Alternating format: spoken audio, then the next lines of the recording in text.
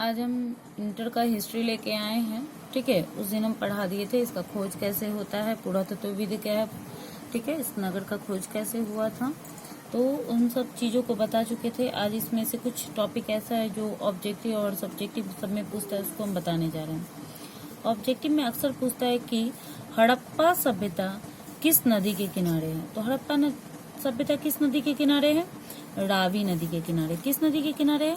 रावी नदी के किनारे। इसके खोजकर्ता कौन है? दयाराम साहनी है। कौन है? दयाराम साहनी है।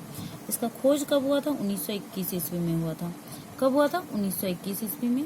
क्वेश्चन अब फिर से बनता है, हड़प्पा सभ्यता की खोज 1921 ईस्वी में की गई। यह किस नदी के किनारे है? रावी नदी के किनारे है। खोजकर्ता कौन है? दयाराम साहनी है। खोजकर्ता कौन है? दयाराम साहनी है। ठीक है, फिर दोबारा नेक्स्ट क्वेश्चन आता है, मतलब नेक्स्ट है कि 1922 ईस्वी में, कब? 1922 ईस्वी में मोहनजोदड़ो। ठीक है, 1922 ईस्वी में मोहनजोदड़ो की खोज हुई थी। कब हुई थी? 1922 ईस्वी में। ठीक है, यह किस नदी के किनारे है? सिंधु नदी के किनारे। यह किस नदी के किनारे है? सिंधु नदी के किनारे है। ठीक है, इसके खोजकर्ता कौन है? राखल दास बनर्जी। इसके खोजकर्ता कौन है? राखल दास बनर्जी। 1927 ईस्वी। 1927 ईस्वी। ठीक है, इस समय कौन सा नगर का खोज हुआ था? सुतका गेंडोर। उस समय कौन सा नगर का खोज हुआ था? 1927 ईस्वी में सुतका गेंडोर की स्थापना हुई थी। यह किस नदी के किनारे था? दास्क नदी के किनारे। किस नदी के किनारे था? दास्क नदी के किनारे। इसके खोजकर्ता कौन है? आर्नेस्टीन। इसके खोजकर्ता कौन है? आर्नेस्टीन। वैसे इंटर में ज्यादा दो ही क्वेश्चन ऑब्जेक्टिव में पूछता है, एक ये पूछता है और एक ये पूछता है। इन चारों को केवल याद कर लिया जाए तो दो तो निश्चित है कि ऑब्जेक्टिव पूछेगा ही पूछेगा। ठीक है, 19, लेकिन अगर इसमें से भी 6 में से कुछ पूछ दे तो उसको भी हम लोग पढ़ा ही देते हैं। ठीक है, 1931 ईस्वी। 1931 ईस्वी में किस नगर की खोज हुई थी? चन्हूदरो की। यह किस नदी के किनारे है? सिंधु नदी के किनारे। किस नदी के किनारे है? सिंधु नदी के किनारे। इसके खोजकर्ता कौन है? एनजी मजूमदार। इसके खोजकर्ता कौन है? एनजी मजूमदार हैं। ठीक है, फिर 1931 से 53 ईस्वी में किस नगर की खोज हुई थी? रंगपुर। किस नगर की खोज हुई थी? रंगपुर। ठीक है, इसका नदी कौन है? मावड़, जिसको मादर नदी भी बोला जाता है ना, क्योंकि इसको जो है रंग हमारे जीवन में कौन भरता है? हमारे जीवन में रंग मेरी माँ भरती है, इसलिए इसको याद हो सकता है मादर नदी। ठीक है, खोजकर्ता कौन है? ब्रजवासी लाल। खोजकर्ता कौन है? ब्रजवासी लाल माधव स्वरूप बस। उसके बाद छठा है 1953 ईस्वी। 1953 ईस्वी में किस नगर की खोज हुई थी? कालीबंगा की। किस नगर की खोज हुई थी? कालीबंगा की। यह किस नदी के किनारे? सरस्वती नदी। ठीक है, सरस्वती नदी को कहीं कहीं घग्गर भी कहा जाता है। ठीक है, क्योंकि इसको हम इस तरीका से याद किए थे कि काला घंगड़ा मतलब कालीबंगा काला घंगड़ा है ना, इस तरीका से भी याद किए थे, जिसके आधार पे हम बता रहे हैं कि सरस्वती नदी और घग्गर नदी दोनों इसमें होता है। ठीक है, और इसके खोजकर्ता कौन है? ब्रजवासी लाल। कौन है? ब्रजवासी लाल। यह सभ्यता त्रिभुजाकार क्षेत्र में फैली हुई थी। पहले भी बताए हैं, यह सभ्यता त्रिभुजाकार क्षेत्र में फैली हुई है। यह मातृसत्तात्मक थी, मतलब यहाँ पे बच्चे माता के नाम से जाने जाते थे। ठीक है, यह एक नगरीय सभ्यता थी। ठीक है, इससे प्राप्त एक स्त्री के अर्धनग्न मूर्ति को देखकर ऐसा माना जाता है कि सिंधु घाटी सभ्यता मातृसत्तात्मक थी।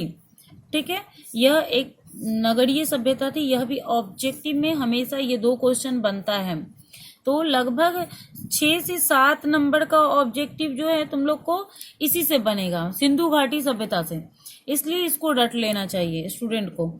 हड़प्पा एवं मोहनजोदड़ो हड़प्पा सभ्यता के प्रमुख स्थल थे। क्या थे? इसका 2 प्रमुख स्थल है, पहले भी बताया कि ये 2 याद होने पर 2-3 क्वेश्चन तो तैयार ही हो जाता है।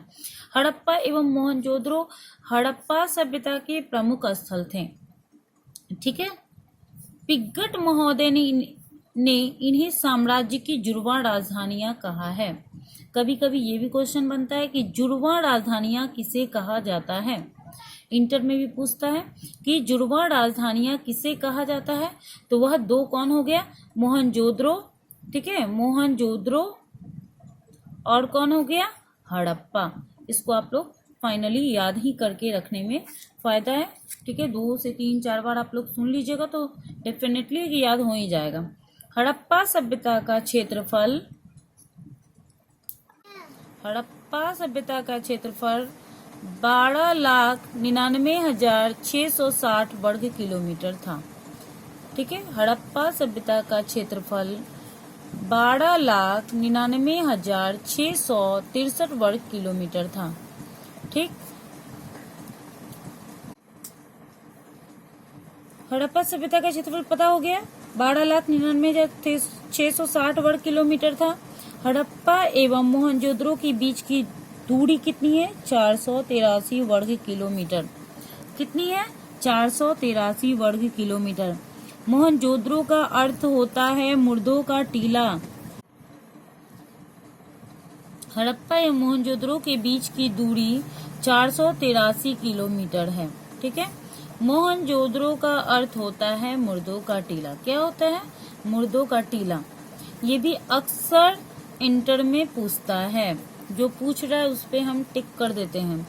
पुरातत्व संस्कृत भाषा का शब्द है। किसका शब्द है? संस्कृत का। कौन सा?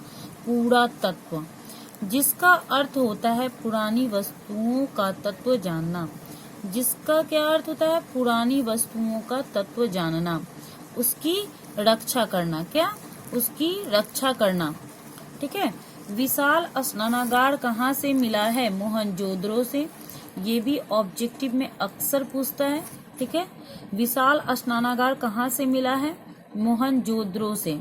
ठीक है, ये भी अक्सर पूछता है। वह गोदी का अस्तित्व कहाँ है? तो लोथल में है। गोदी का अस्तित्व कहाँ है? लोथल में है। ठीक है, हड़प्पा टीले का उल्लेख सर्वप्रथम 1826 ईस्वी में चार्ल्स मैसर्न ने किया था। किसने किया था? चार्ल्स मैसर्न ने। हड़प्पा टीले का उल्लेख सर्वप्रथम 1826 ईस्वी में चार्ल्स मैसर्न ने किया था।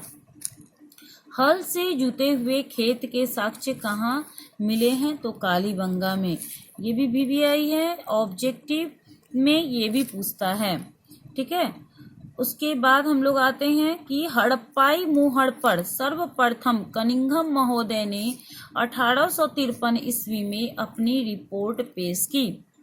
ठीक है, हड़प्पाई मुहर पर सर्वप्रथम किसने अपनी रिपोर्ट प्रस्तुत की थी?